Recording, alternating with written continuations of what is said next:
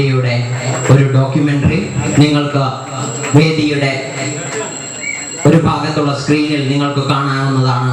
സജീവതയോടുകൂടി കൃഷ്ണവേഷം അദ്ദേഹം 2 മാസങ്ങൾക്ക് മുമ്പ് ഒരു പരിപാടിയിൽ ഒരു വേദിയിൽ കോഴിക്കോട് ജില്ലയിൽ അവതരിപ്പിച്ചതിന്റെ ചില ക്ലിപ്പിങ്ങുകൾ നിങ്ങൾക്ക് കാണാവുന്നതാണ്.